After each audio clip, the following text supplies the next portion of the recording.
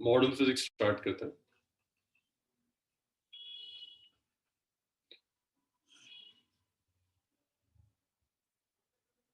जी जीशान, नया chapter start होगा। Modern physics में 2 चैप्टर्स हैं, एक है photoelectric effect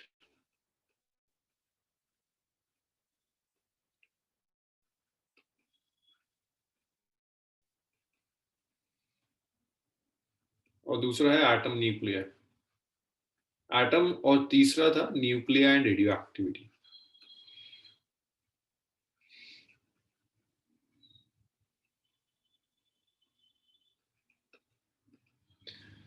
Nucleya and radioactivity साल कट गया। आपको जो करना है फोटोइलेक्ट्रिक इफेक्ट स्टार्ट यूज करना है। फोटोइलेक्ट्रिक इफेक्ट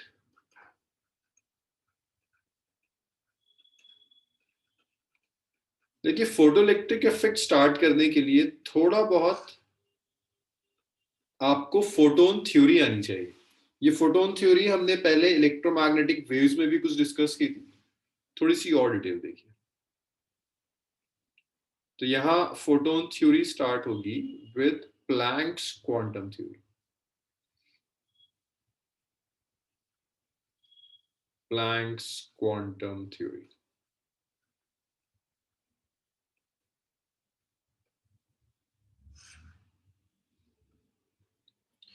तो देखिए, प्लैंक्स क्वांटम थ्योरी क्या कहता है। जब हम वेव थ्योरी पढ़ते हैं तो हम पढ़ते हैं कि जो रेडिएशन है, रेडिएशन इज क्वांटाइज्ड। ये यूनिट नंबर 7 है। अच्छा, एक मिनट रुक जाओ। यूनिट नंबर 7 है। एनसीईआरटी अगर आप लेंगे तो एनसीईआरटी का ये होगा चैप्टर नंबर, एक मिनट,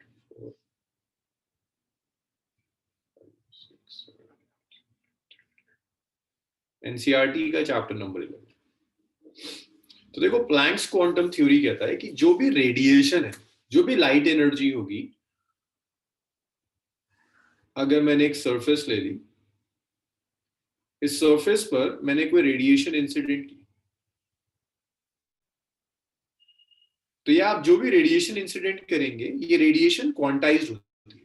प्लैंक्स क्वांटम थ्योरी कह रही है रेडिएशन क्वांटाइज्ड। क्वांटाइज होने का मतलब है अगर लाइट आ रही है दैट मींस पैकेट्स आ रहे हैं।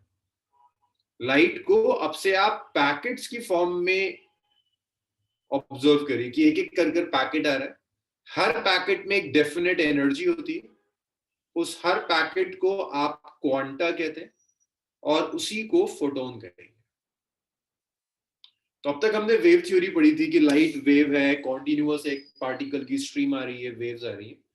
बट प्लैंक्स क्वांटम थ्योरी कहता है कि लाइट में वेव्स नहीं है, लाइट में क्वांटाइज्ड है लाइट। कि लाइट में पार्टिकल्स हैं, एक एक कर पार्टिकल्स आ रहे हैं। हर पार्टिकल को आप क्वांटा कहोगे या फोटोन कहोगे। पैकेट्स ऑफ एनर्जी, एक पैकेट आया तो अगर बल्ब से लाइट आ रही है, जब आप प्लैंक्स क्वांटम थ्योरी अप्लाई करेंगे तो आप कहोगे बल्ब से कॉन्टिन्यूअस स्ट्रीम नहीं आ रही है, एक एक करके पैकेट्स आ रहे हैं। एक पैकेट आया, दूसरा आया, तीसरा आया। हर पैकेट का नाम क्वांटा या फोटोन। और बहुत सिंपल लैंग्वेज में आप ऐसे समझ सकते हैं कि लाइट में पार्टिकल है, वो जो पार्टिकल है लाइट का, उसे आप फोटोन कहते हैं। फोटोन की जो एनर्जी होती है, एनर्जी ऑफ फोटोन, इसे आप E से रिप्रेजेंट करेंगे। This is H into new. भाई यहां जो H आप यूज कर रहे हो, that H is प्लाइंग constant. H is प्लाइंग constant. और जो आप न्यू यहां यूज कर रहे हैं, that new is basically the frequency of light. तो ये प्लैंक्स क्वांटम थ्योरी कहता है कि जो एनर्जी होगी, that energy is H new. H is प्लाइंग constant and new is frequency. अब आप इस फ्रीक्वेंसी को वेवलेंथ की टर्म्स में कन्वर्ट कर सकते हैं। इसको मैं कहता हूं इक्वेशन नंबर 1। सिंपल इक्वेशन होती है स्पीड ऑफ लाइट, फ्रीक्वेंसी और वेवलेंथ में c is equal to nu lambda. c is speed of light, c is speed of light, nu is frequency,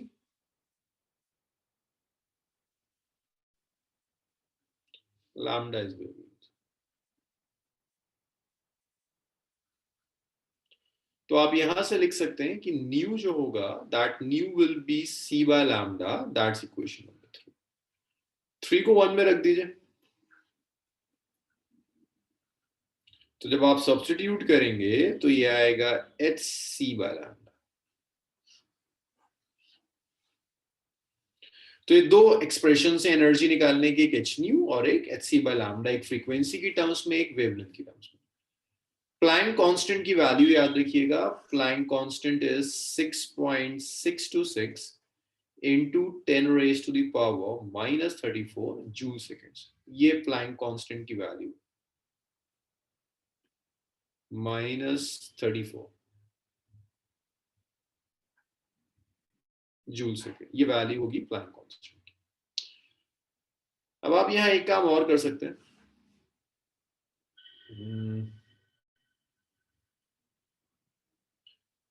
एक चीज और याद रखिए, यहां एनर्जी आप जूल्स में नहीं मेजर करेंगे। जूल्स एसआई यूनिट है, बट जूल बहुत बड़ी यूनिट है। जब आप मॉडर्न फिजिक्स में एनर्जी लेते हैं तो आप जूल में मेजर नहीं करते, आप छोटी यूनिट्स में मेजर करते हैं। जैसे यहां पर एनर्जी की यूनिट जो हम यूज करते हैं, यूनिट ऑफ एनर्जी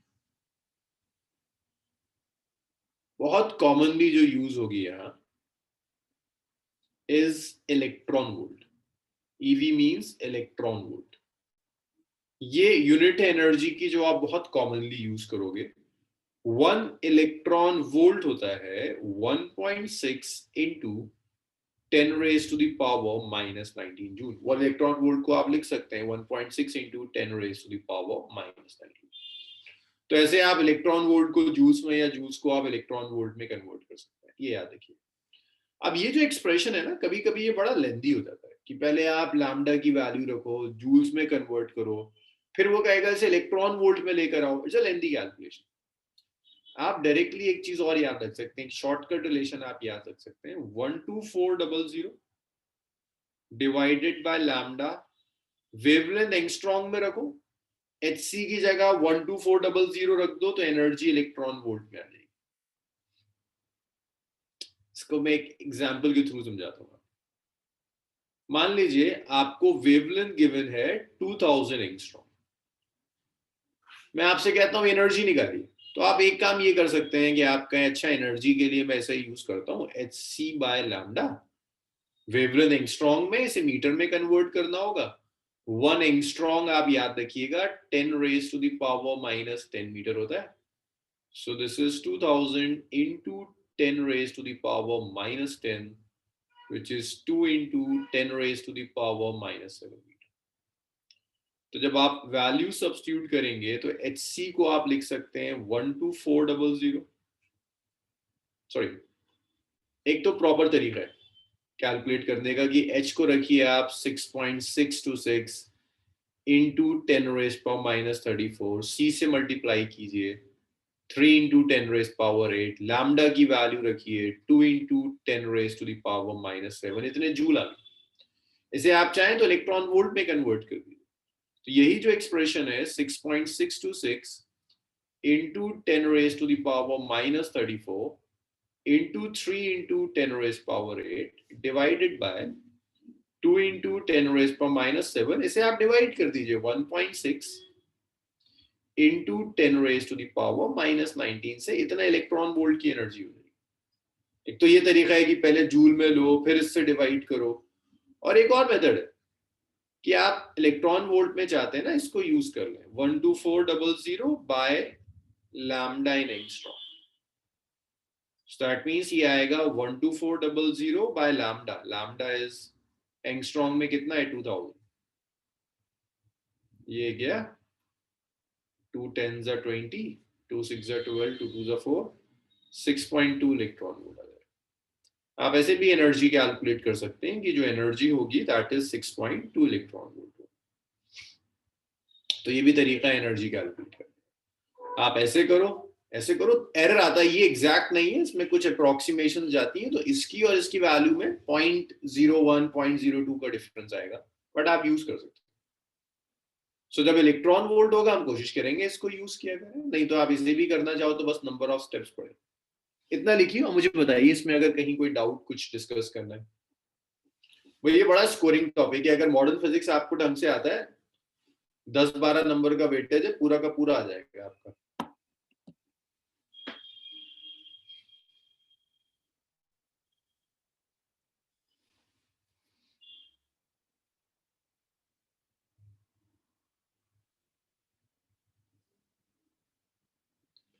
इतना लिखिए, इतना हो जाए तो मुझे बताइएगा, फिर नेक्स्ट करते हैं।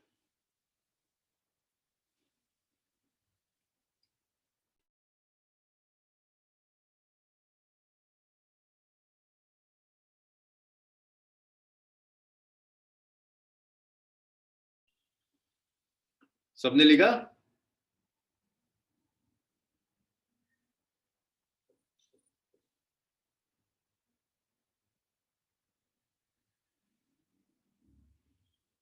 लिखिए जीशान, जब हो जाए तो मुझे बताइएगा, इसको रख कर।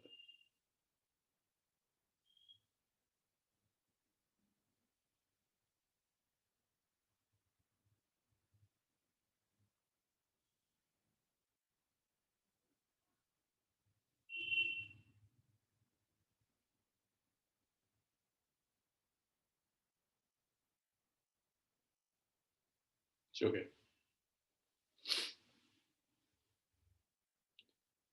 जीशान रब करूं?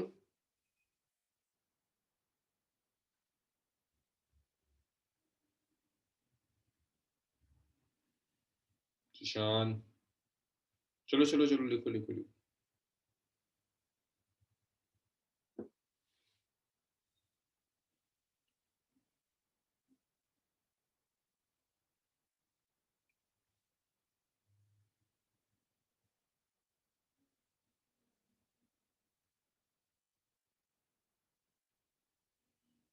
जब आप लिख लें जीशान तो बताइएगा मुझे, नेक्स्ट स्लाइड पर आएंगे।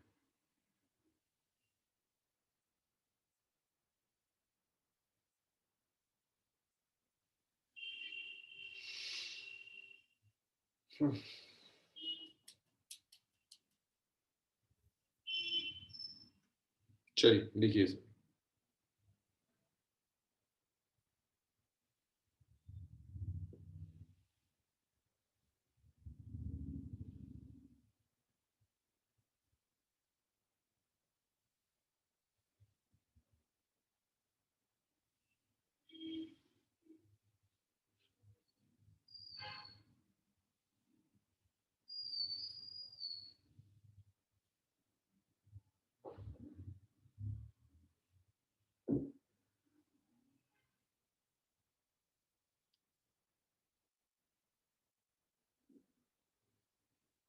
हो गया इतना?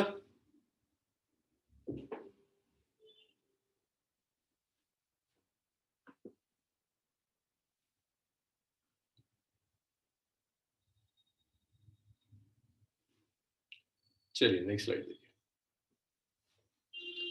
सो ऐसे आप एनर्जी ऑफ फोटोन कैलकुलेट करेंगे। आप एच न्यू भी यूज कर सकते हैं, एच सी बाय लैम्डा भी यूज कर सकते हैं। इसके बाद आइंस्टाइंस मास एनर्जी इक्वल्स। अच्छा अच्छा, लिखिए हो रहा।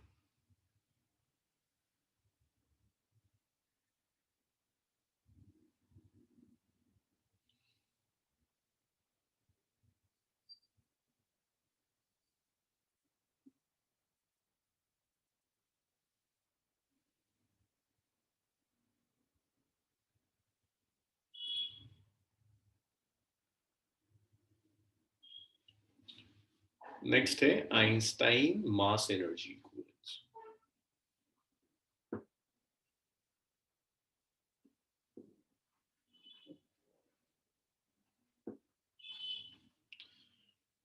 तो देखिए, अब तक हमने कंजर्वेशन ऑफ एनर्जी भी पढ़ा था कि energy can neither be created nor destroyed. Conservation of mass भी पढ़ा था कि मास can neither be created nor destroyed. But actual में फिजिक्स में न तो कुछ कंजर्वेशन ऑफ एनर्जी जैसा है, ना कुछ कंजर्वेशन ऑफ मास। मीन ऐसा होता है कि एनर्जी कंजर्व्ड है, बट कई चीजें, कई ऐसे केसेस होंगे जहां एनर्जी कंजर्व नहीं भी होगी। कई ऐसे केसेस हैं जहां मास कंजर्व्ड है, बहुत से ऐसे केसेस आएंगे जहां मास कंजर्व नहीं भी होगा, न एनर्जी कंजर्व न मास कंजर्व। लेकिन अगर कहीं एनर्जी कंजर्व नहीं है, मान लो एनर्जी का लॉस हो रहा है, तो वो लॉस हमेशा मास की टर्म्स में जाता है कि एनर्जी मास में कन्वर्ट हो जाएगी, मास एनर्जी में कन्वर्ट हो जाएगा। तो आइंस्टाइन मास एनर्जी इक्विवेलेंस कहता है कि एनर्जी और मास दो अलग अलग चीजें नहीं है। आप हमेशा एनर्जी को मास में और मास को हमेशा आप एनर्जी में कन्वर्ट कर सकते हैं। तो आइंस्टाइन मास एनर्जी इक्विवेलेंस को ऐसे लिखते हैं, E is equal to mc square, where c is speed of light, अब यहां से ना एक मिसकंसेप्शन आता है कि जब मास सी स्पीड से मूव करेगा तब एनर्जी आएगी, ऐसा कुछ नहीं है। मास अगर रेस्ट में भी है और वो सारा मास डिस्ट्रॉय हो जाए तो इतनी एनर्जी क्रिएट हो जाएगी। So E is energy corresponding to mass m। Mass m के corresponding जो एनर्जी है दैट एनर्जी इज। अब देखो इसमें भी एक एग्जांपल देखो, मान लीजिए मैंने आपको मास दे दिया 1 एटॉमिक मास यूनिट, ये आप केमिस्ट्री में पढ़ते हैं 1 एटॉमिक मास यूनिट, को बताएगा मुझे 1 एटॉमिक मास यूनिट को केजी में कैसे कन्वर्ट करेंगे, एटॉमिक मास यूनिट को केजी में कैसे कन्वर्ट करते हैं। आप केमिस्ट्री में यूज करते हो भाई, 1 U है ना, यूज करते हो एटॉमिक मास यूनिट, इसे केजी में कैसे कन्वर्ट करते हैं। अरे नहीं भाई ना, एवोगाड्रो नंबर कहां से, 1.67 into 10 raised to the power minus 27 kg. This is 1 AMU, 1.67 into 10 raised to the power minus 27 kg. ये है 1 एटॉमिक मास यूनिट। अब मैं आपसे कहता हूं इसे एनर्जी में कन्वर्ट कीजिए, तो आप क्या करोगे, mc स्क्वायर करोगे, तो ये आएगा 1.67 into 10 raised to the power 27 into c square, speed of light है 3 into 10 raised power 8 स्क्वायर, इतने जूल की एनर्जी हो। अब मैं कहता हूं इसे कन्वर्ट करो इन mega electron volt, mega electron volt, कि इसे कन्वर्ट कर दो मेगा इलेक्ट्रॉन वोल्ट में, MeV में इसे कन्वर्ट करो। तो मेगा इलेक्ट्रॉन वोल्ट में आप ऐसे कन्वर्ट कर सकते हैं, भाई ये है जूल्स में आई थी एनर्जी,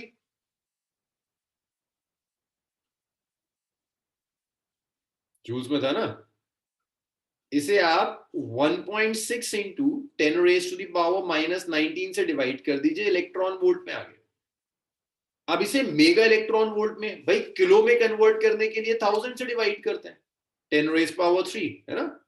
मेगा इलेक्ट्रॉन वोल्ट में कन्वर्ट करने के लिए 1.67 into 10 raise power minus 27 into 3 into 10 raise to the power 8 square by 1.6 into 10 raised to the power minus 19, mega के लिए 10 raised power 6 से और डिवाइड करिए, अब आ गया ये मेगा इलेक्ट्रॉन। सो ये आया, अगर इसको आप पूरा सॉल्व करोगे ये आता है 931.5 मेगा इलेक्ट्रॉन। तो आप सीधी सिंपल सी कहानी ऐसे लिख सकते हैं कि energy of one mass of 1 atomic mass unit के कोरोस्पॉन्डिंग इतनी एनर्जी होती है 931.5 मेगा इलेक्ट्रॉन वोल्ट। ये नंबर आपको याद रखना है, ये याद होना चाहिए। इतना लिखिए, मास एनर्जी इक्विवेलेंस, इसे भी हम कुछ जगह यूज करेंगे।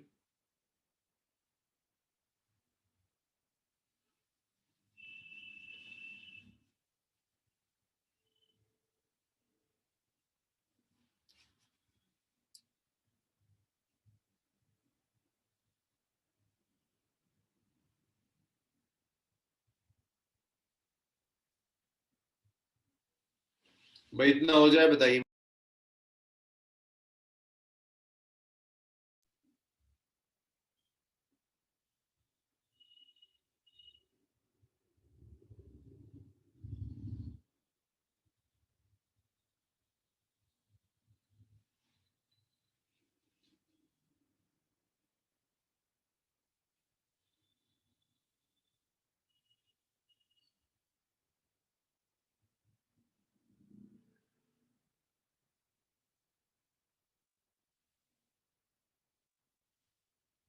चलिए लिख लिया सबने, सब लिख चुके हैं।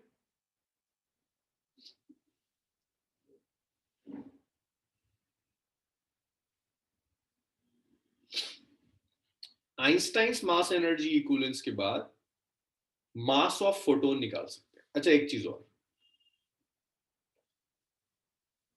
अब ना कई इसमें ऐसी चीजें आती हैं जो क्लास 11th में आपने नहीं करी थी। भाई आइंस्टाइन का एक और पोस्टुलेट था जो कहता है मास स्पीड के साथ चेंज करता है, मास कांस्टेंट नहीं रहता। ये चीज याद रखिएगा, मास इंक्रीज विद स्पीड। बॉडी की स्पीड के साथ मास चेंज करता है। मींस अगर हम रेस्ट में और मास 60 kg है, तो जब हम मूव करना शुरू करेंगे तो मास थोड़ा सा बढ़ेगा। लेकिन डे टू डे लाइफ में क्या होता है, क्योंकि हमारी स्पीड बहुत ज्यादा नहीं है, लाइट की स्पीड के कंपेरेबल तो कुछ भी नहीं, तो मास में जो चेंज आता है वो इतना सिग्निफिकेंट नहीं होता है कि उसे हम मेजर कर पाए या इवन उसे हम कैलकुलेट भी करें। कैलकुलेट करने की भी जरूरत नहीं है, मेजर तो हो ही नहीं सकता, कैलकुलेट करने की भी जरूरत नहीं, इतना कम चेंज आता है। लेकिन अगर कोई चीज है जो बहुत तेज जा रही है, लाइक उसकी स्पीड लाइट की स्पीड की 50% है, तो वहां जरूरी हो जाता है कि आप मेजर करें कि मास में कितना इंक्रीमेंट है। तो मास स्पीड के साथ इंक्रीज होता है, और आप ऐसे लिख सकते हैं, एक्सप्रेशन ये होता है, m is m naught by root over 1 minus v square divided by c square. So यहाँ जो m naught है, that m naught is rest mass, v जो है स्पीड है बॉडी की, और जो m है, m मास है बॉडी का at speed v। Rest mass means जब बॉडी रेस्ट में होगी तो उसका ही मास होगा, और c स्पीड ऑफ लाइट।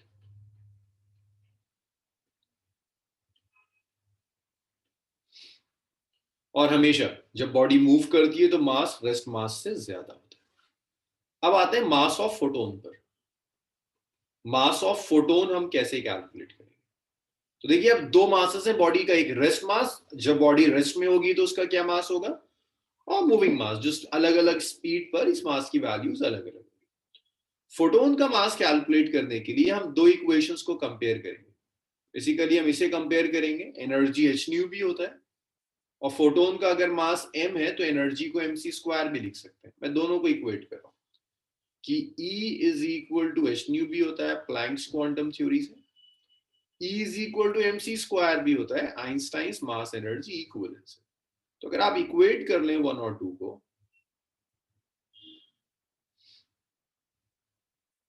अगर आप इन दोनों को इक्वेट कर दें तो आपको मिलेगा that mc square is equal to h nu, m is equal to h nu over c square. That is equation number 3. ये थर्ड इक्वेशन है कि जो मास होगा that is h nu by c square. So ये rest mass नहीं है, this is moving mass. This is mass of photon at speed v. जब photon c speed से जा रहे हैं, लाइट की स्पीड से जा रहे हैं, तो फोटोन का मास ये है h nu by c square. Rest mass याद रखिएगा जीरो होता है, rest mass of photon is zero. Photon अगर रेस्ट में है तो उसका कोई मास नहीं होगा, मास तभी आएगा जब फोटोन मोशन में होता है, जब मूव करता है। तो आप कह सकते हैं कि जो रेस्ट मास होगा फोटोन का, that rest mass is zero. इतना लिखिए, फिर हम आगे बढ़ें।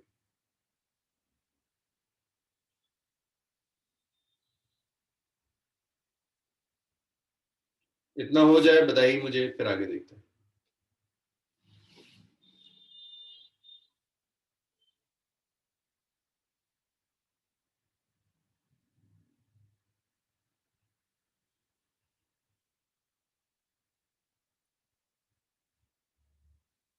चलो, सबने लिख लिया? खुरम,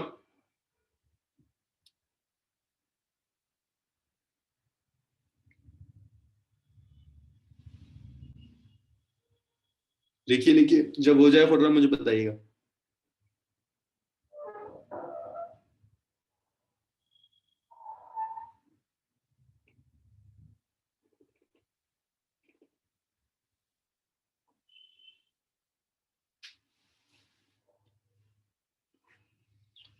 नवेद, मास और स्पीड का रेशियो इनवर्सली है।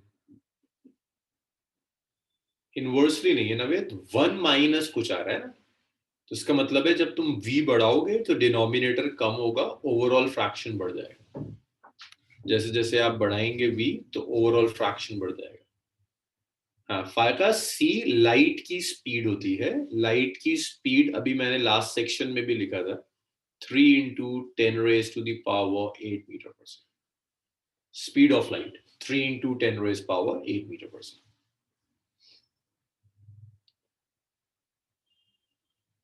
सो फोटोन का रेस्ट मास 0 होता है. अगर फोटोन्स को आप रेस्ट में ज्यूम करेंगे then the rest mass is.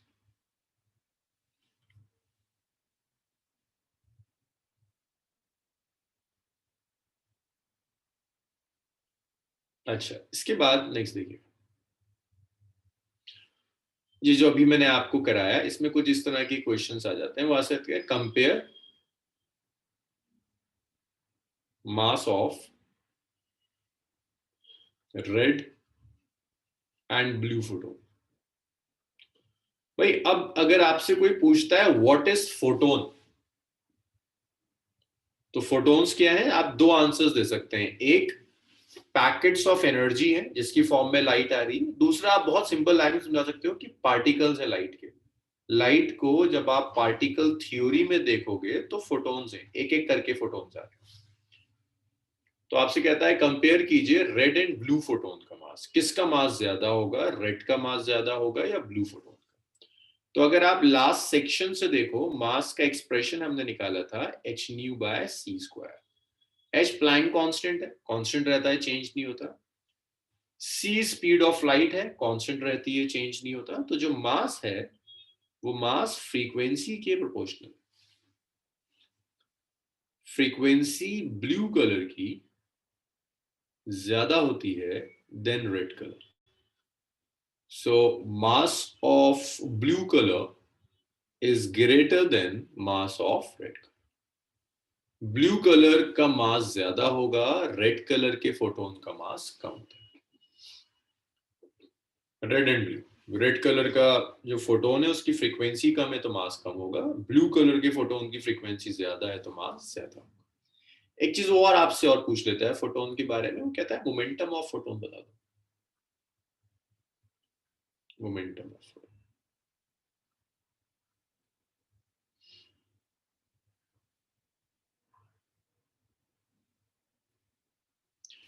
सो देखिए मोमेंटम ऑफ फोटोन क्या होगा.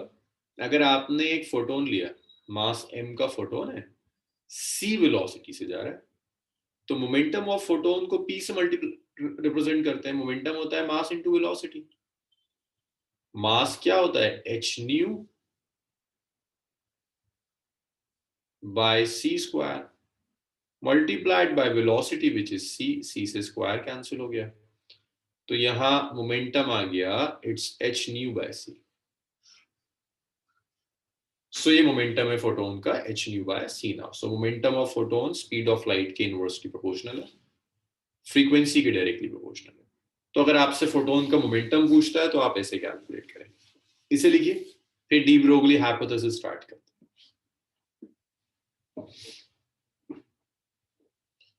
और मुझे बताइएगा अगर इसमें कहीं कोई प्रॉब्लम हो, कहीं आप अटक रहे हो.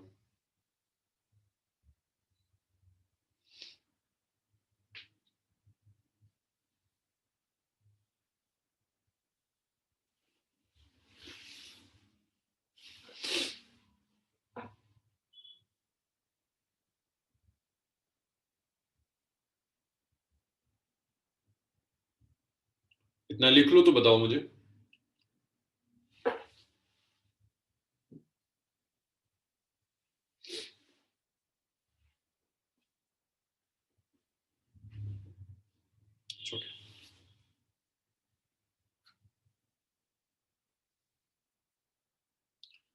मोमेंटम ऑफ फोटोन के बाद अब देखिए डी ब्रोगली हाइपोथेसिस.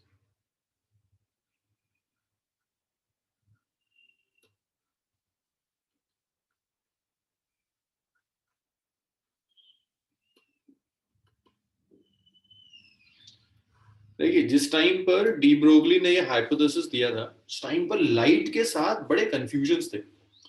कुछ लोग बिलीव करते थे कि लाइट पार्टिकल है, जिसमें से न्यूटन था. न्यूटन बिलीव करता था कि लाइट में पार्टिकल्स हैं, पार्टिकल स्ट्रीम.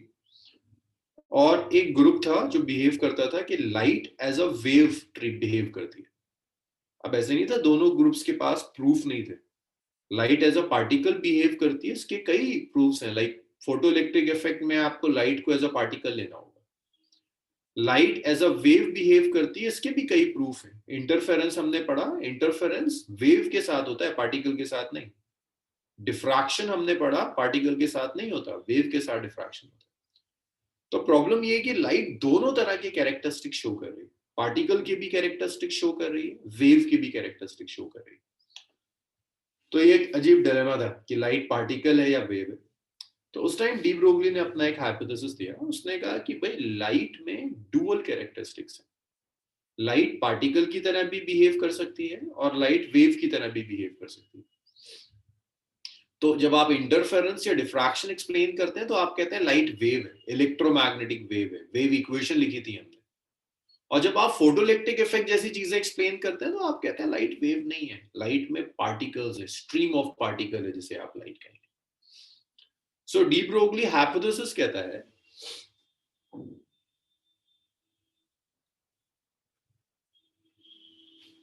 कि लाइट के अंदर डुअल कैरेक्टरिस्टिक्स हैं, पार्टिकल भी और वेव भी। अब डी ब्रोगली ने इस डिस्कशन को और आगे बढ़ा, उसने कहा नॉट जस्ट लाइट, आप कुछ भी ले लो, सिर्फ लाइट की बात नहीं हो रही, आप कुछ भी ले लीजिए, आप पेन ले लीजिए, आप पेपर ले लीजिए, आप कार ले लीजिए, इलेक्ट्रॉन ले लीजिए, प्रोटॉन ले लीजिए, सबके अंदर डुअल कैरेक्टरिस्टिक्स है। हर कोई पार्टिकल की तरह भी बिहेव करता है और वेव की तरह। बस होता ये किसी एक टाइम पर कोई एक कैरेक्टरिस्टिक स्ट्रांग होता है, या तो पार्टिकल कैरेक्टरिस्टिक स्ट्रांग होगा तो वो पार्टिकल की तरह बिहेव कर रहा है। मान लीजिए आपका आगे मोबाइल फोन पड़ा है या पेन रखा होगा, ये सब पार्टिकल कैरेक्टरिस्टिक स्ट्रांग है तो ये भी पार्टिकल की तरह बिहेव कर रहा है। ऐसा नहीं है इसमें वेव कैरेक्टरिस्टिक्स नहीं है, वीक होंगे बट वेव कैरेक्टरिस्टिक्स हैं। जैसे इलेक्ट्रॉन बहुत अच्छा एग्जांपल है, इलेक्ट्रॉन पार्टिकल की तरह भी बिहेव करता है और वेव की तरह भी। जब आप एटम में इलेक्ट्रॉन को ऑब्जर्व करते हैं तो इलेक्ट्रॉन बेसिकली एक वेव की तरह बिहेव कर रहा है। लास्ट ईयर केमिस्ट्री में आपने क्वांटम नंबर्स पढ़े थे, क्वांटम नंबर्स पढ़ाते हुए यही समझाया जाता है कि इलेक्ट्रॉन पार्टिकल नहीं है, इलेक्ट्रॉन वेव की तरह काम कर रहा है। तो डी ब्रोगली हाइपोथेसिस ने कहा कि even matter have wave characteristics. कहता है मैटर जो कुछ भी है आपके पास have both particle as well as wave characteristics. दोनों कैरेक्टरिस्टिक्स से मैटर में, पार्टिकल भी है और wave characteristics.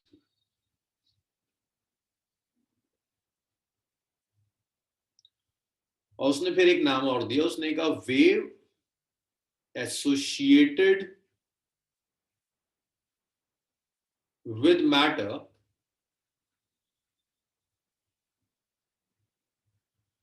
is matter wave.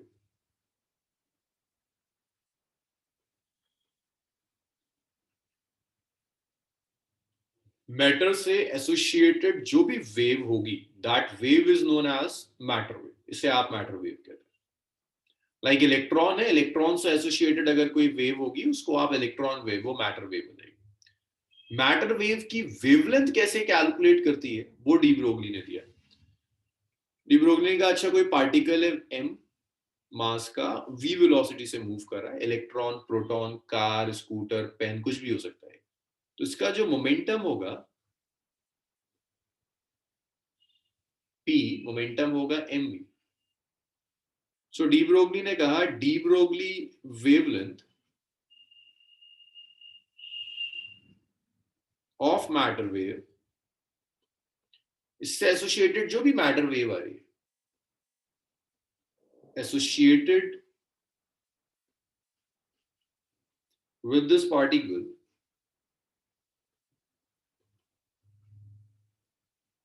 is lambda, which is h by p, which is h by mv.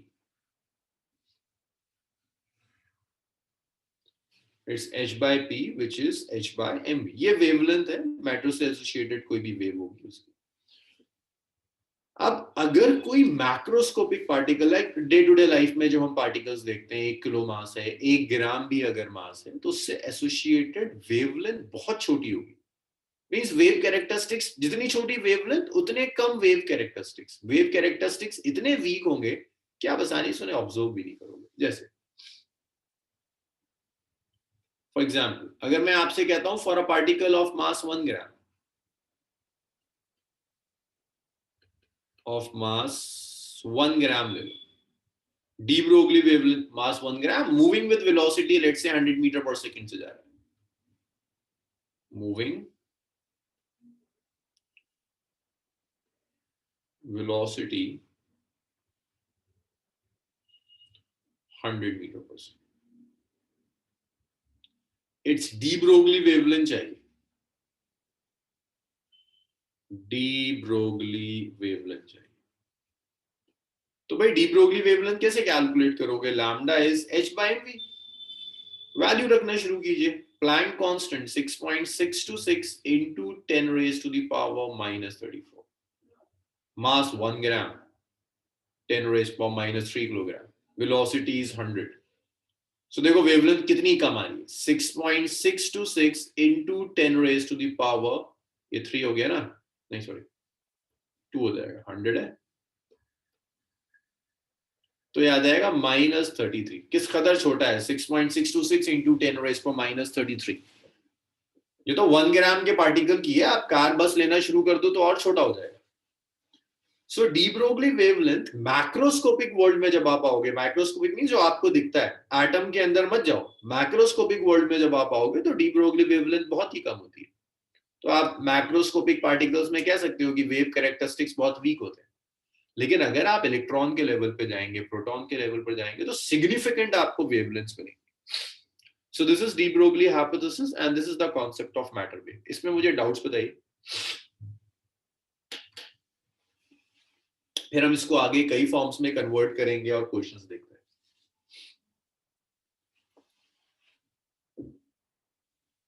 अच्छा, अगर आप में से किसी को लगता हो कि मैं इस बैच में नीट के क्वेश्चंस नहीं लेता, जेई के क्वेश्चंस नहीं लेता, तो वो हमने शुरू में ही डिसाइड किया था ना कोर्स शुरू करते हुए कि ये सिर्फ सीबीएसई के लिए है, सीबीएसई और जामिया, और अगर कोई और स्टेट बोर्ड है।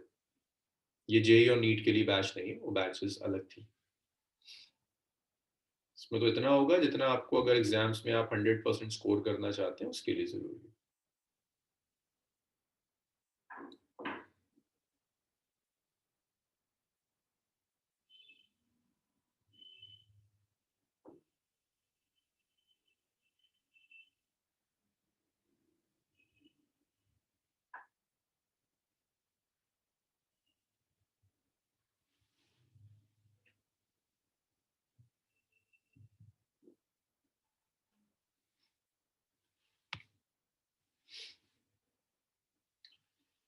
भाई कोई डाउट इसमें वो डिस्कस करना है?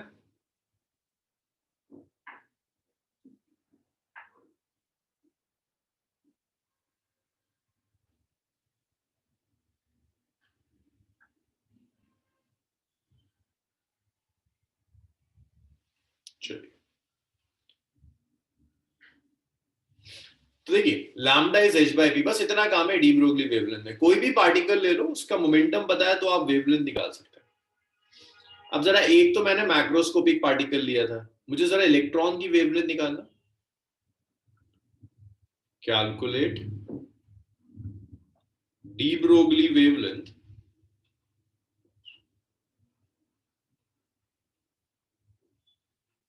of electron moving with velocity of 1000 metre पर सेकेंड। इलेक्ट्रॉन का मास आपको याद होना चाहिए, नहीं है तो मैं लिख रहा हूं। चलिए भाई सॉल्व करके बताइए मुझे डी ब्रोगली वेवलेंथ कितनी है। फिर देखेंगे कि माइक्रोस्कोपिक वर्ल्ड में डी ब्रोगली वेवलेंथ इंपॉर्टेंट क्यों हो जाती है।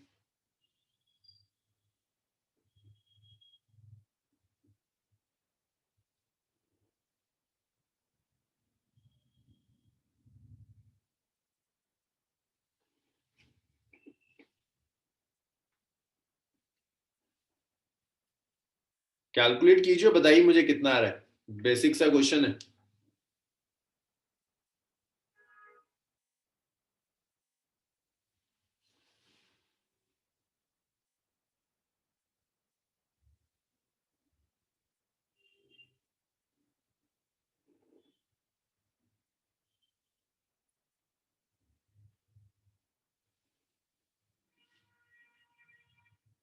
अरे भाई बताओ।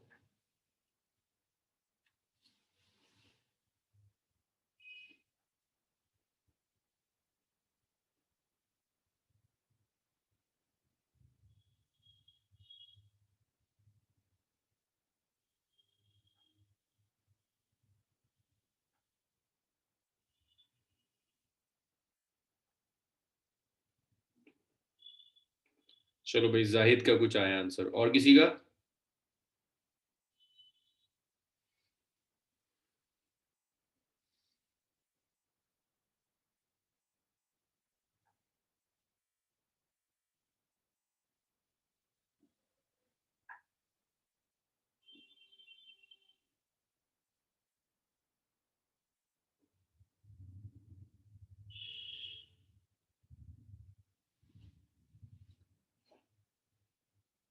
एच की वैल्यू प्लैंक कांस्टेंट, ये याद होना चाहिए जिशान, इसे याद कर लेना। 6.626 इंटू 10⁻⁻34, ये याद होनी चाहिए।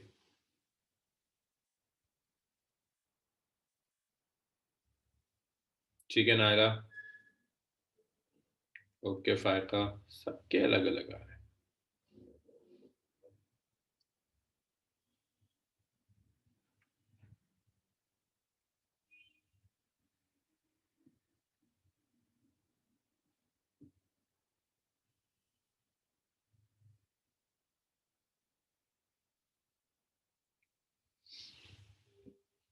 अरमान, जीशान, कैलकुलेट तो करो भाई, कितना आ रहा है?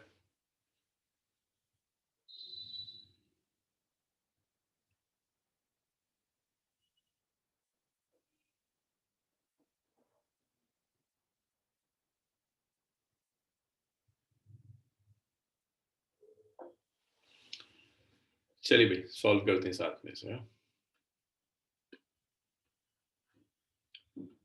तो सीधी सीधी कैलकुलेशन है, सिवाय मल्टीप्लिकेशन और डिवीजन के कुछ है थोड़ी ना इसमें। It's h by p, which is h by mv. H is 6.626 into 10 raised to the power minus 34 by mass, which is 9.1 into 10 raised to the power minus 31 into v, which is 1000. So ये आया 6.626 by 9.1 into 10 raised power -31 और 3 कितने हो गए? -28, और 34 में से अगर 28 सब्ट्रैक्ट कर दिए तो -6 बचेगा।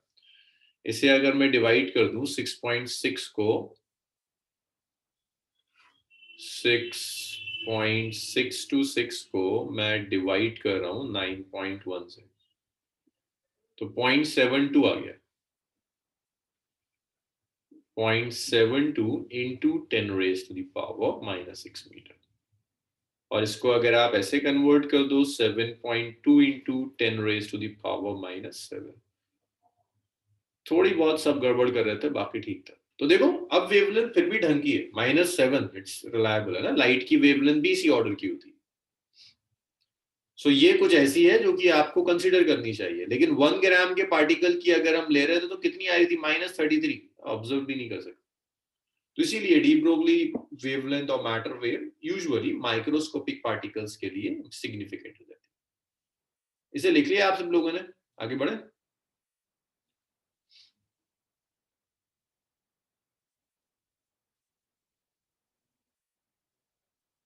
चलिए, अब आपको सिर्फ इस फॉर्मूले को lambda is h by p को अलग अलग फॉर्म्स में कन्वर्ट करना है। तो ये जो आपका डी ब्रोगली हाइपोथेसिस है, डी ब्रोगली हाइपोथेसिस,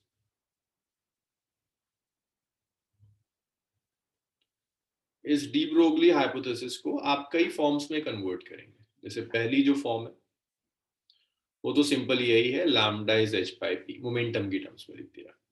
दूसरा, आप इसे काइनेटिक एनर्जी की फॉर्म में लिख सकते हैं।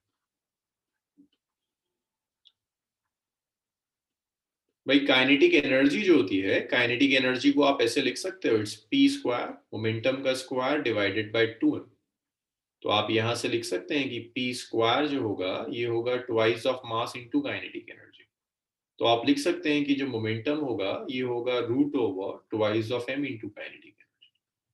तो इंस्टेड ऑफ मोमेंटम आप ये सब्स्टिट्यूट कर दो, तो लैम्डा आ जाएगा it's h by root over twice of m into kinetic energy. तो ये दो एक्सप्रेशंस हो गए। इसे मैं इक्वेशन 1 कह देता हूँ, इसे इक्वेशन 2 कह देता हूँ। कुछ 3-4 फॉर्म्स और हैं जिनमें आप कन्वर्ट कर सकते हैं। आप चाहें तो इसे पोटेंशियल की टर्म्स में कन्वर्ट कर सकते हैं, इन terms of potential difference V।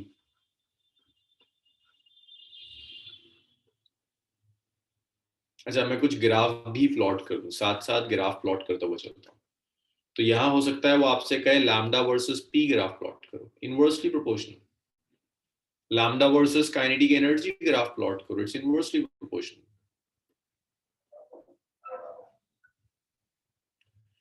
तीसरा हो सकता है वो आपसे कहे in terms of potential difference लिखो, de Broglie hypothesis, in terms of potential difference, या वोल्टेज कह दो इसे, पोटेंशियल डिफरेंस कहो या वोल्टेज कहो, that is the same thing. तो देखो इसका मतलब क्या है, आपका ये जो एक्सप्रेशन है ना वेवलेंथ का, wavelength is h by root over twice of mass into kinetic energy.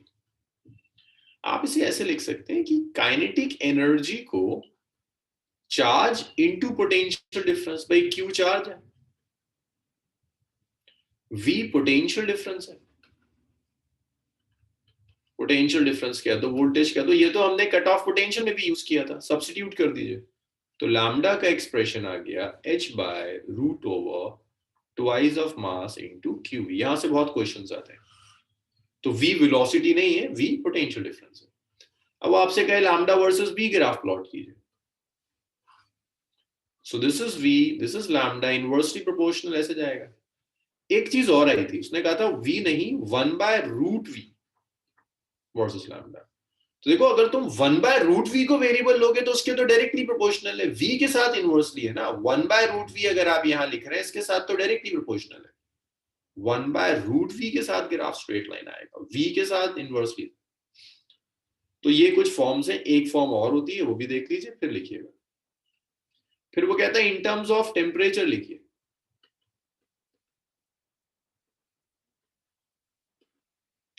तो ये भी याद रखिएगा, ये जो काइनेटिक एनर्जी है इसे आप ऐसे भी लिख सकते हैं 3/2 Boltzmann constant into temperature. kb is Boltzmann constant, t is temperature. तो आप ऐसे भी लिख सकते हैं कि जो लैम्डा होगा h by twice of mass into kinetic energy है, लैम्डा हो जाएगा h by root over twice of mass into kinetic energy. It's 3/2 Boltzmann constant into temperature. तो यहां से लैम्डा आया, it's h by root over 3m into Boltzmann constant into temperature. That's very good. So T is temperature. तो ये कुछ forms हैं जिन forms में आपको डी ब्रोगली वेवलेंथ याद होनी चाहिए। एक चीज और याद होनी चाहिए आपको, de Broglie wavelength of electron, de Broglie wavelength of electron. Electron की डी ब्रोगली वेवलेंथ आपको याद होनी चाहिए भाई। डी ब्रोगली वेवलेंथ का एक्सप्रेशन होता है h by root over twice of mass into kinetic energy. ये आप पोटेंशियल की फॉर्म में हमने देखो लिखा था अभी, देखो पोटेंशियल की फॉर्म में लिखा था ना 2mqv, इसे मैं यूज कर रहा हूं। जब आप कह रहे हो इलेक्ट्रॉन है तो आप बहुत सारी चीजें जानते हैं ना, आप जानते हैं h है 6.626 इंटू 10⁻⁻⁴। आप जानते हैं मास है इलेक्ट्रॉन का 9.1 इंटू 10⁻⁻31 kg। आप जानते हैं चार्ज है 1.6 इंटू 10⁻⁻19 कूलम। जब आप सब कुछ यहाँ सब्स्टिट्यूट करोगे, इसे यहाँ रख दो, इसको उठाकर यहाँ रख दो, इसे उठाकर यहाँ रख दो, तो ये लैम्डा आ जाता है 12.27 बाय रूट वी एंगस्ट्रॉम। कि अगर आप पोटेंशियल जानते हैं तो आप इलेक्ट्रॉन की वेवलेंथ कैलकुलेट कर सकते हैं, सिर्फ इलेक्ट्रॉन के लिए और किसी के लिए। तो ये 5 रिलेशंस हैं कि कम से कम इतने रिलेशंस डी ब्रोगली हाइपोथेसिस के न्यूमेरिकल्स करने के लिए आपको आने चाहिए। लिखिए और मुझे डाउट्स बताना शुरू कीजिए, कहां आप अटके इसे बताइए।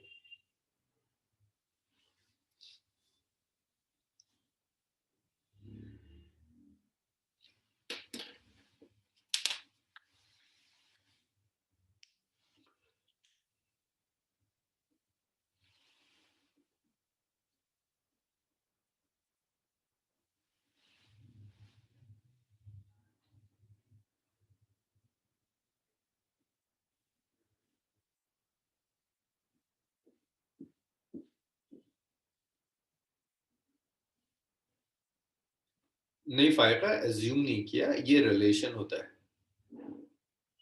Q into V रिलेशन होता है, it's charge multiplied by potential difference. ये हमने स्टॉपिंग पोटेंशियल में भी यूज किया था, और ये हमने डिराइव करा था इलेक्ट्रोस्टैट में।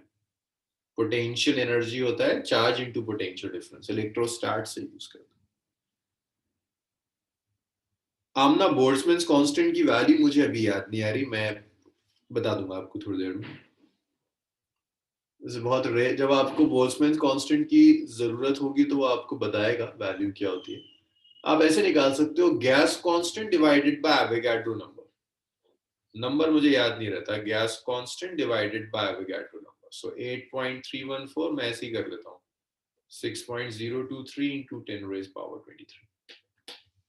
एग्जाम में गिवन होती है जी, बोल्ट्जमैन कांस्टेंट की वैल्यू बोर्ड्स में गिवन होती है। वैसे आप ऐसे याद देखा करो, gas constant by Avogadro number होता है। भाई इतना लिख लो तो मुझे बताओ, उसको रब करेंगे।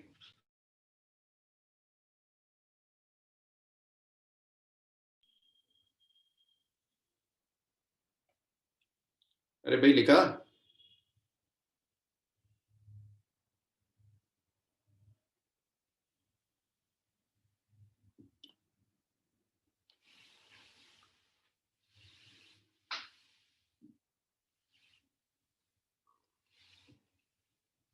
चलिए भाई, अच्छा जीशान दीजिए।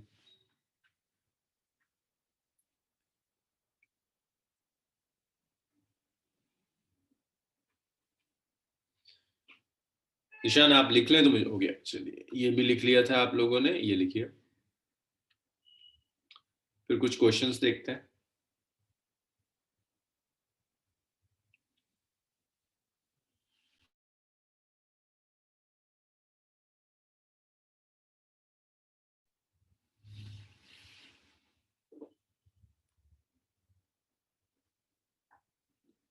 ये लिख लिया आप सब लोगों ने?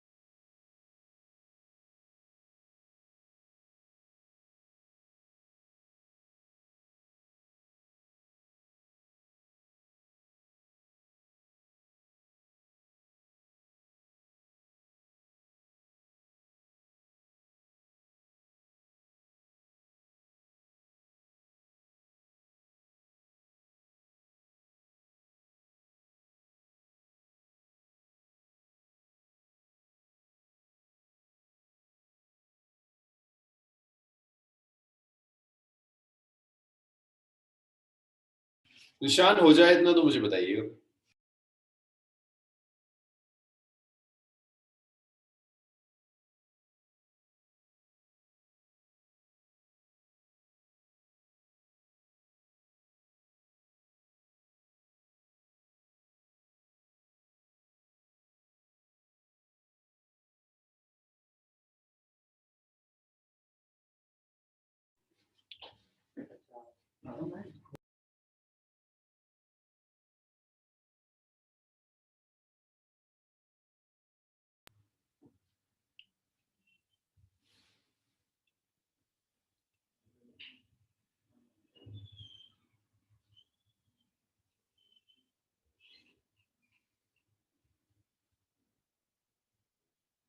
चलिए लिखा आप सब लोगों ने?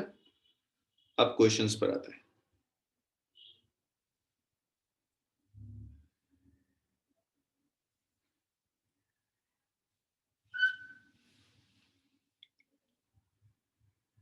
भाई देखिए, फॉर्मूला बेस्ड तो मैंने आपको कराए थे। अब कुछ क्वेश्चंस आप खुद ट्राई करेंगे। जैसे एक ये है, kinetic energy of a beam of electrons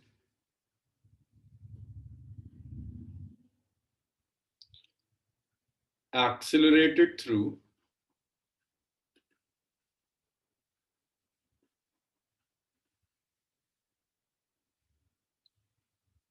potential difference V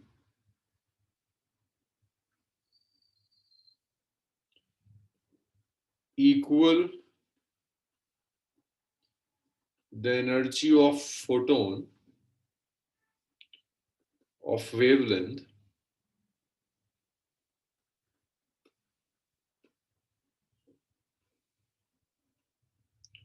5640 nanometer. जरा ट्राई करोगे इसे. Find de Broglie wavelength associated with beam of electron.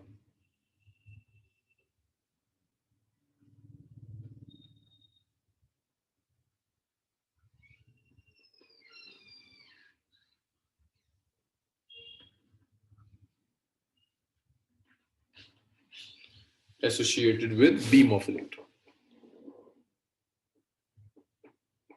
चलिए जरा करिए, सॉल्व करिए.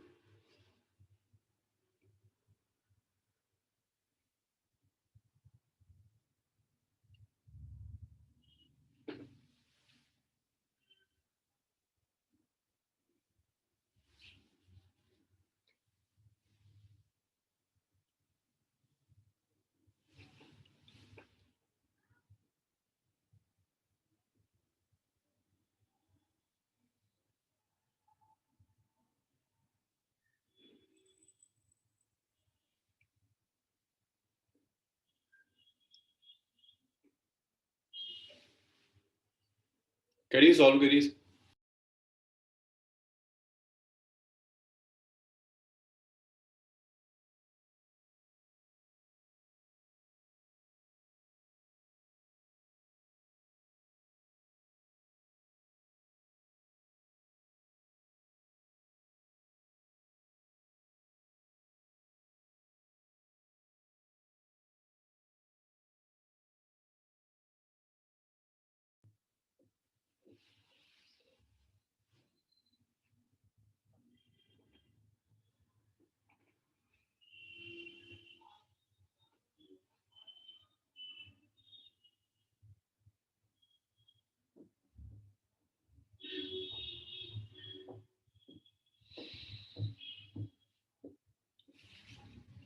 चलिए भाई, नेक्स्ट. नहीं हो रहा. देखिए, काइनेटिक एनर्जी जो है वो एक फोटोन की एनर्जी की इक्वल गिवन है, जिसकी वेवलेंथ 5640 नैनोमीटर है. तो आपको सिखाया था एनर्जी ऑफ फोटोन कैसे कैलकुलेट करता है.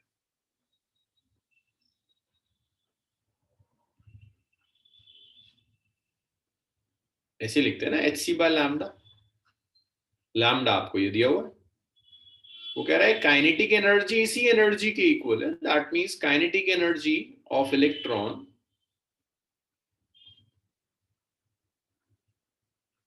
उतनी है जितनी फोटोन में एनर्जी होती है, एच सी बाय लैम्डा. ये दे दिया. ये वेवलेंथ है फोटोन की जो यहां दी हुई है. अब आपसे कहता है D Broglie wavelength of electron निकालिए. तो डी ब्रोगली वेवलेंथ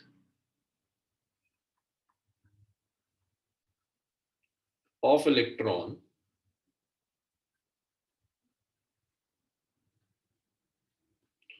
तो इलेक्ट्रॉन की जो डी ब्रोगली वेवलेंथ होगी वो डी ब्रोगली वेवलेंथ होती है it's h by twice of mass of electron into kinetic energy.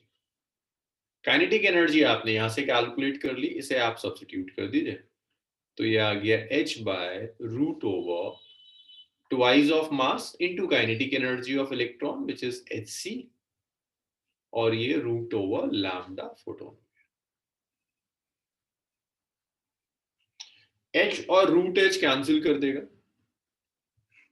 तो it's root over h multiplied by lambda photon divided by 2m into hc, twice of mass into Planck constant into c.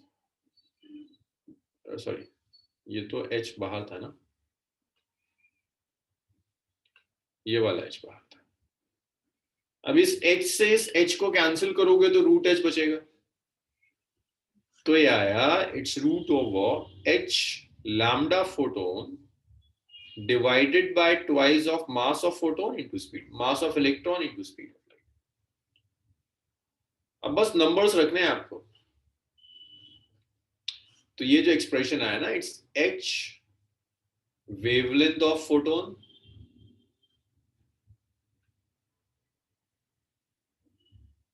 divided by 2mc. सिर्फ numbers रखने हैं. h Planck constant है 6.626 into 10 raised power minus 34. Wavelength and photon ये है 5640 nanometre.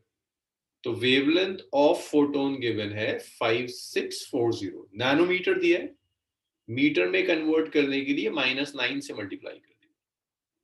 सो ये आ गया 5640 into 10 raised to the power minus 9 divided by 2.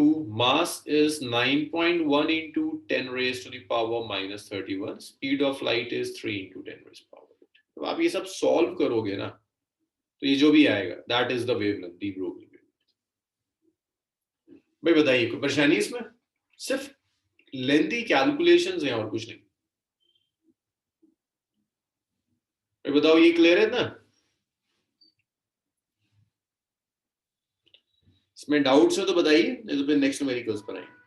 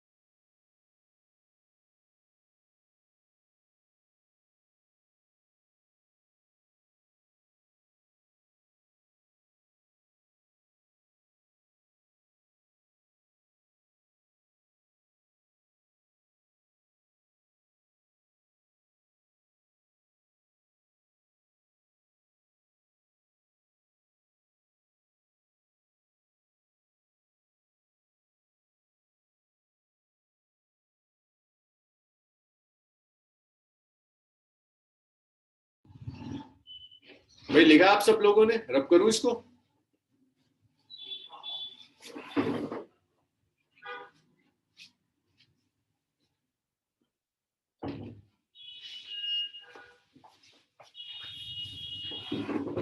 चलिए नेक्स्ट देखिए. नेक्स्ट क्वेश्चन भाई, इसमें डी ब्रोगली हाइपोथेसिस में अब सिर्फ न्यूमेरिकल्स रह गए और कुछ नहीं है. सिर्फ न्यूमेरिकल्स करने. एक एक क्लास की चीजें होती हैं. फोटो इलेक्ट्रिक इफेक्ट एक टॉपिक और, वो होपफुली हम थर्सडे कंप्लीट कर लेंगे. तो अब जो बचा है वो छोटी छोटी सी चीजें.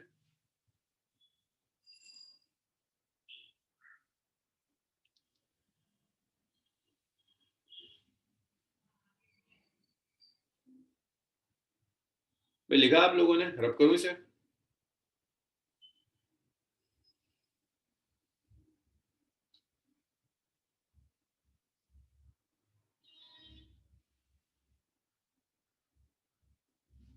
चलिए नेक्स्ट देखिए. अच्छा इसे एटलीस्ट खुद ट्राई करिएगा.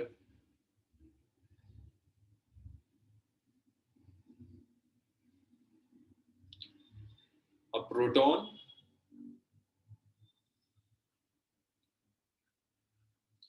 and an alpha particle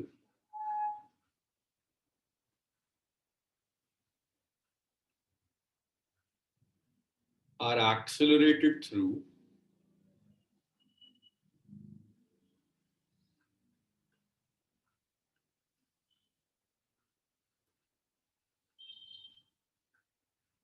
same potential.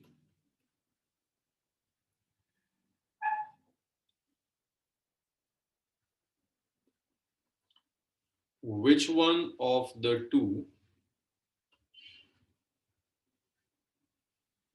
first greater value of de Broglie wavelength associated with it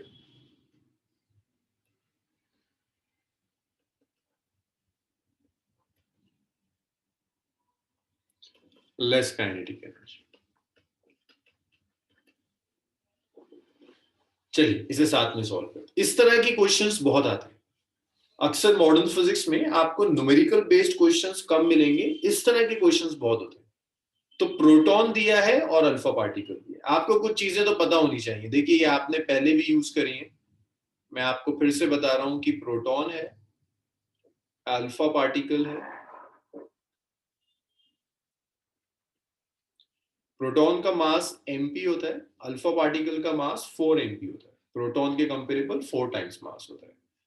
proton का चार्ज E होता है, अल्फा पार्टिकल का चार्ज 2e होता है, डबल हो जाता है। कह रहा है सेम पोटेंशियल डिफरेंस, तो आपको ये अंदाजा लगना चाहिए कि ओके ये वाला एक्सप्रेशन यूज करने को कह रहा है, twice of mass into charge into potential difference.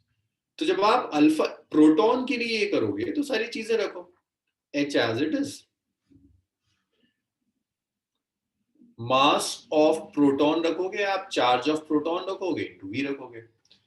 जब आप इसी चीज को अल्फा पार्टिकल के लिए सॉल्व करेंगे तो H ट्वाइस, अल्फा पार्टिकल का मास कितना है 4mp, तो इस m की जगह आप 4mp रखोगे। Q charge of alpha particle कितना है 2e, तो इंस्टेड ऑफ Q आप 2e रखेंगे मल्टीप्लाइड बाय। तो ये वेवलेंथ ऑफ अल्फा पार्टिकल हो जाएगी it's h by root over 16 mp ev। तो वेवलेंथ ऑफ अल्फा पार्टिकल हो जाएगी it's h by root over 4 mp ev। This is first equation, this is second equation. अब आप यहां से कंपेयर कर सकते हैं किसकी वैल्यू ज्यादा है, दोनों का रेशियो ले लीजिए। तो मैं अलग पॉइंट डिवाइड कर देता हूँ।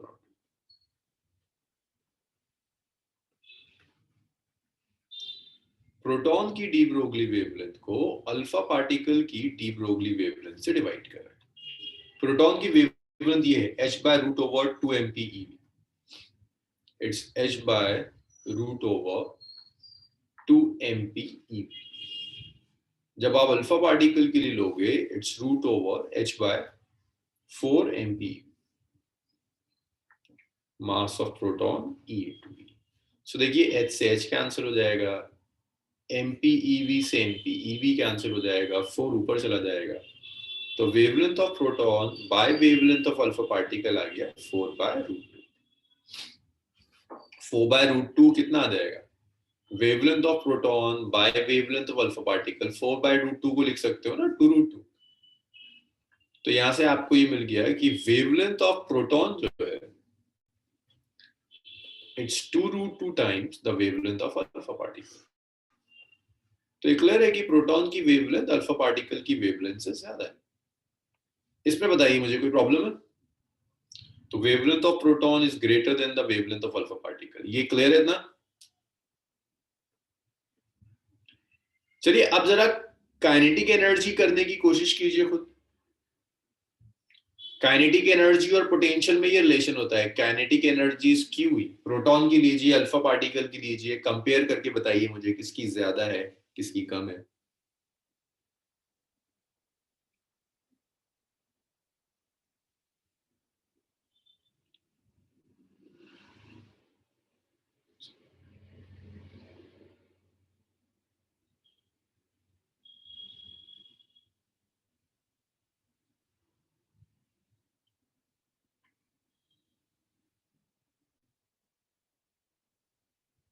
चलो जी कुछ आंसर्स आए। जी, शाहीन का आंसर सही है, जाहिद का भी आंसर सही है। भाई इतना लिख लीजिए इसे, फिर नेक्स्ट स्लाइड देखते हैं।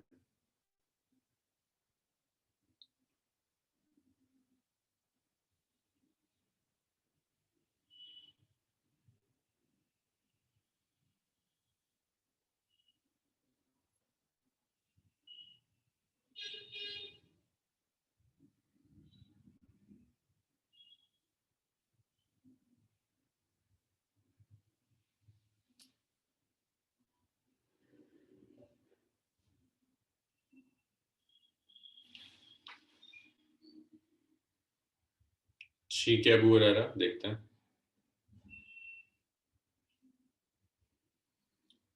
भाई ये लिखा है इतना आप सबने?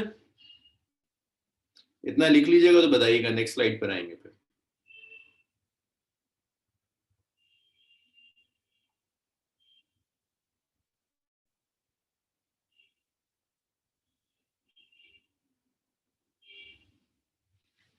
चलिए गुड, सबने लिख लिया। इसे लिखिए, फिर अल्फा पार्टिकल की काइनेटिक एनर्जी कंपेयर करें।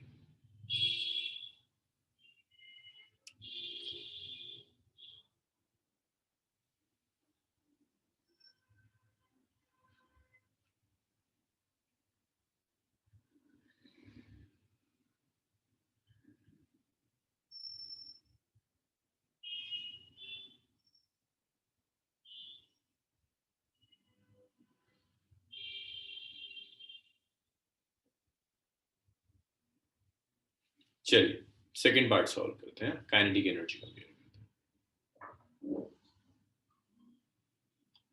तो देखिए काइनेटिक एनर्जी आप ऐसे लिख सकते हैं ना, प्रोटॉन की काइनेटिक एनर्जी प्रोटॉन का charge into potential. Alpha particle की काइनेटिक एनर्जी कैसे लिखोगे आप? अल्फा पार्टिकल का charge into potential. Alpha particle पे चार्ज ज्यादा होता है, तो बहुत क्लियर है काइनेटिक एनर्जी अल्फा पार्टिकल की ज्यादा है as compare to kinetic energy of proton. इस तरह के क्वेश्चंस बहुत आते हैं। इसे लिखिए, फिर एक और देखते हैं।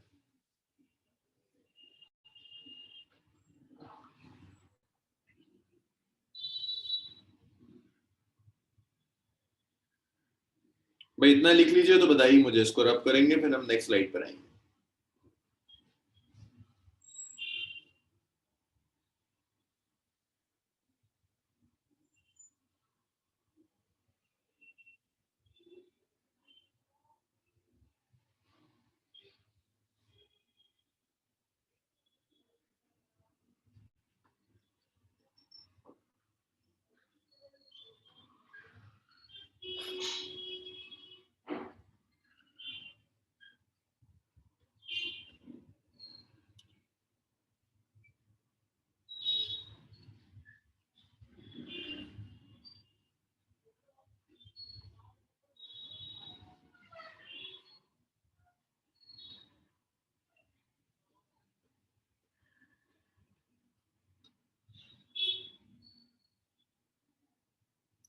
अच्छा ये आज तो नहीं हो पाएगा, मैं इसका आंसर लिख दूंगा, सेम मेथड है।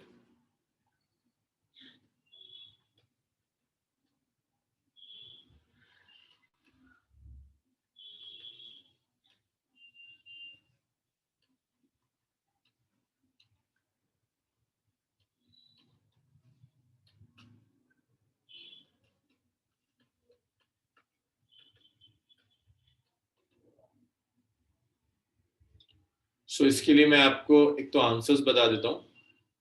फर्स्ट पार्ट का आंसर है कि वेवलेंथ ऑफ इलेक्ट्रॉन ज्यादा होगी प्रोटॉन की वेवलेंथ से। सेकेंड पार्ट का आंसर है मोमेंटम ऑफ इलेक्ट्रॉन कम होगा मोमेंटम ऑफ प्रोटॉन से। हिंट, दोनों का चार्ज सेम होता है। अगर मैं यहाँ इलेक्ट्रॉन लिखूं और यहाँ मैं प्रोटॉन लिख रहा हूं, दोनों का चार्ज सेम होता है। मास इलेक्ट्रॉन का me है, प्रोटॉन का mp है। इलेक्ट्रॉन का मास प्रोटॉन के मास से बहुत कम होता है। और मोमेंटम के लिए आप सेकेंड पार्ट में मोमेंटम के लिए आप ये यूज कर सकते हैं, it's twice of mass into charge into potential. यहां से आप मोमेंटम कंपेयर कर सकते हैं। तो ये आंसर्स है, ये हिंट आप यूज करेंगे, लिखिएगा।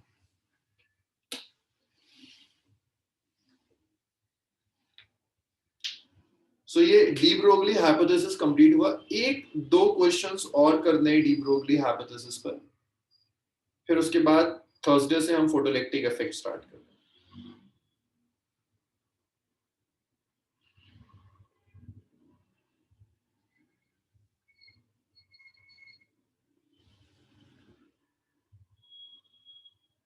लिखा आप लोगों ने?